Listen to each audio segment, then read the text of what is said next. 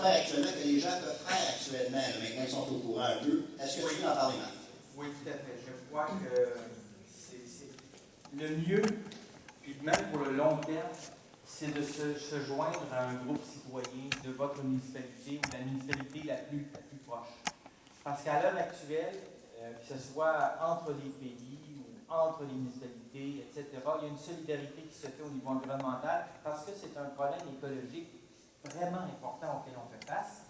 Et le regroupement de vigilance hydrocarbures Québec, c'est plein de petits comités qui se battaient contre le gaz de schiste et qui se battent encore et qui sont comme fédérés dans un groupe et avec d'autres comme le CNAVI, etc.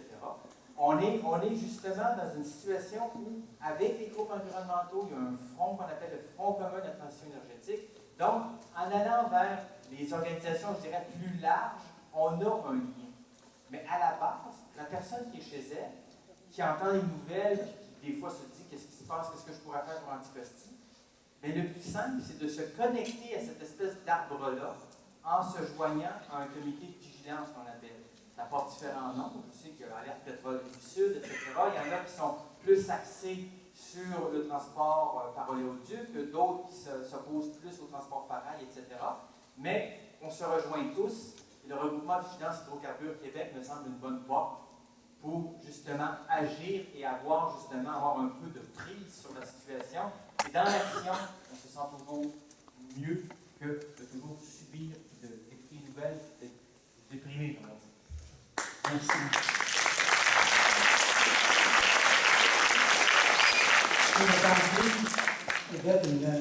Juste pour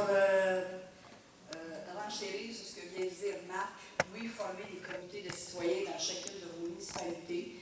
Et je vous offre mes services pour le RVHQ pour former des comités de citoyens dans chacune de vos municipalités. Vous êtes 3 ou 4 personnes dans votre cuisine, vous avez le goût de former un comité de vigilance ou un comité appelé-le comme vous voulez. Là, le nom, pas d'importance.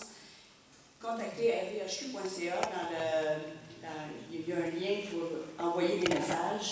Et les messages vont m'arriver. Ça me fera plaisir d'aller chez vous et de s'organiser pour former votre comité de citoyens dans votre municipalité. C'est la force citoyenne, c'est ça qui va faire qu'on va gagner cette bataille-là. Merci. Mon nom, c'est Odette Sarrazin. Merci, Odette. Pour la ville de Trois-Rivières, vous vous en doutez, un comité est déjà formé. On a besoin de monde, puis ça fait des beaux parties. C'est du travail sérieux. Alors, il y a des liens fraternels qui se créent, puis on devient super efficace. Alors, ne vous gênez pas, joignez-vous à nous. Merci. Merci. Puis je pense qu'il y a des documents. Georges, on peut trouver des listes des sites, hein, tu l'as avec toi. Les petites feuilles elles sont disponibles à la sortie. Moi, simplement, en conclusion de cette rencontre, j'aimerais revenir sur un mot que Marc a mentionné tout à l'heure. Marc a parlé d'éducation. Marc Charles Angelier, je crois qu'il nous a quittés, je crois que c'est là, absolument. Et là, c'est Angelier. Vous avez, on était un peu des apprenants ce soir. Je vous remercie beaucoup. L'objectif de la soirée, c'était de mieux connaître le projet de loi, mais mieux le connaître, pas juste intellectuellement, mieux connaître pour aussi nous donner le goût d'agir. Alors, je vous remercie beaucoup de vos présentations. Il y a peut-être quelques questions pour comprendre. Oui, je vais quand même, avant de prendre les quelques questions, parce qu'on va pouvoir conclure, je vais mentionner aussi que Madame Germain, qui est propriétaire du magasin d'aliments naturels, ici à Petite-Meunière, a contribué financièrement à cette soirée. Alors, je veux le souligner avant de l'oublier. C'est un vrai rapport pour nous qu'on va donner la salle. Le piège NRJS, le livre NRJS est disponible, de même que des affiches ne coulent pas chez nous, sont disponibles à son commerce. Alors, je lui fais la publicité, je pense que je la remercie. J'avais oublié de mentionner tout à l'heure la présence de la municipalité de Bécancour. Alors, merci d'être avec nous également. Alors, pour compléter, on va y aller avec une dernière période de questions. Oui, en passant, et ce n'est pas une question, c'est un commentaire que je voudrais faire. Oui. Je travaille beaucoup avec les Amérindiens depuis longtemps. D'accord. Et un des enseignements qui nous parle bien, c'est tout ce qu'on fait affecte cette génération. Et je voudrais dire que tout ce qu'on ne fait pas affecte aussi cette génération. C'est qu'il faut faire quelque chose.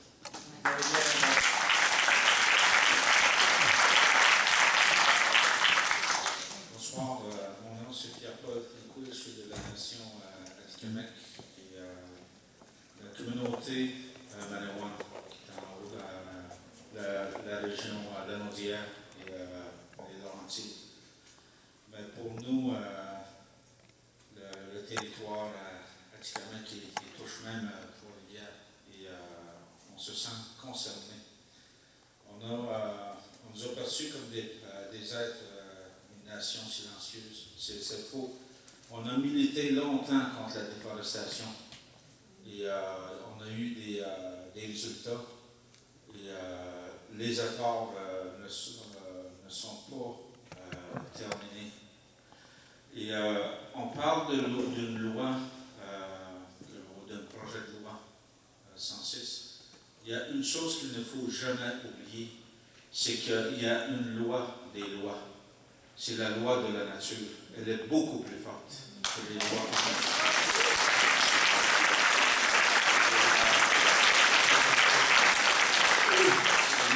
Autant les arbres, l'eau n'a pas la faculté de la parole.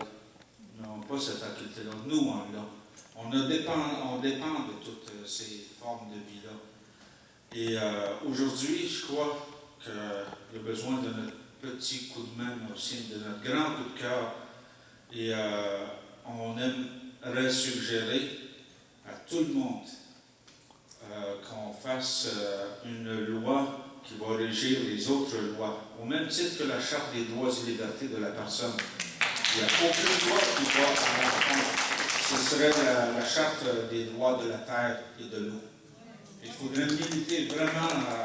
Je suis prêt à marcher, à courir ou chanter. C'est ce que j'ai contribué beaucoup jusqu'à maintenant. J'ai juste 56 ans. Je suis juste une petite poussière existentielle de toute cette belle vie. J'avais une petite question. On parle beaucoup de santé. La mauvaise santé humaine, mais la mauvaise santé de la terre aussi. Et on a des calculs sur l'IMC, qui veut dire l'indice de masse corporelle.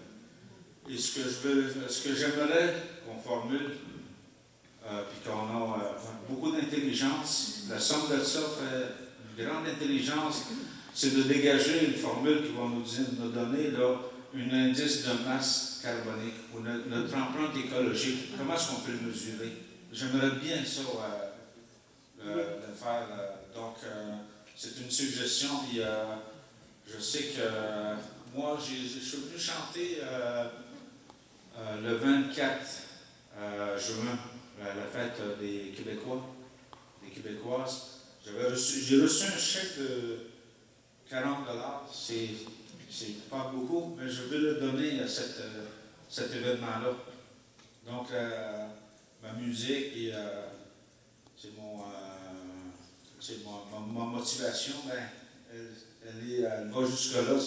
Si ça aurait été 4 000 $, j'aurais donné peut-être un peu moins, mais je donne, je ne sais pas à qui je le donne. Madame Renaud. Madame Renaud, vous avez une petite présence. Merci.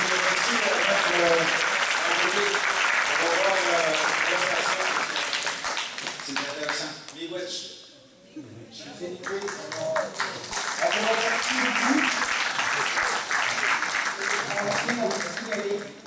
tient à signaler maintenant que cette espèce de réforme de notre économie, de nos sociétés, afin de protéger non seulement notre territoire, mais notre espace de vie.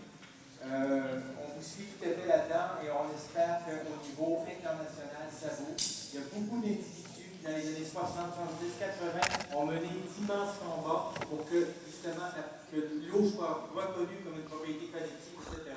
Il y a encore malheureusement beaucoup de travail à faire, mais c'est vrai qu'il faut aller là où ça compte le plus et je vous suis tout à fait. Peut-être que M. Langelier va même pouvoir en parler s'il le désire. Alors, un mot de la fin, M. Langelier.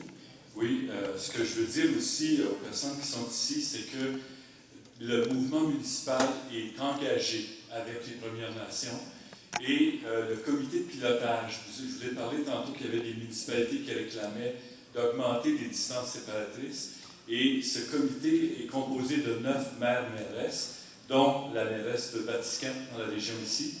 Et ce qu'il faut dire, c'est que ces gens-là, les municipalités qui sont avec nous dans la lutte ont adopté récemment un certain nombre de municipalités, de résolutions qu'elles ont envoyées dans l'ensemble des municipalités québécoises.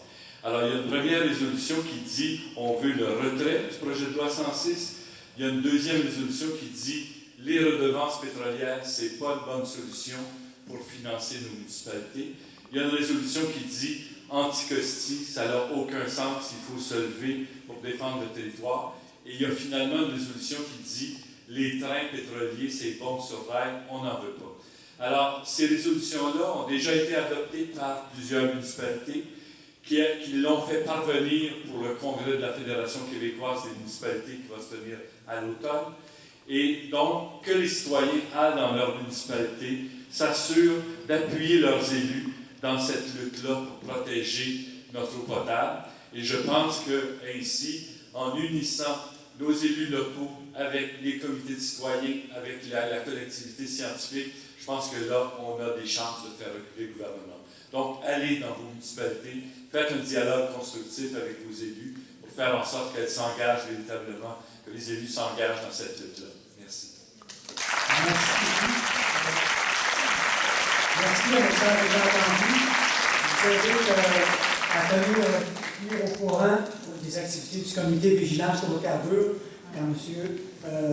vient nous parler de cette présentation-là auprès des municipalités. On peut être présent également. Alors, merci. Bonne fin de soirée. Et au plaisir de se revoir à la manifestation. Merci.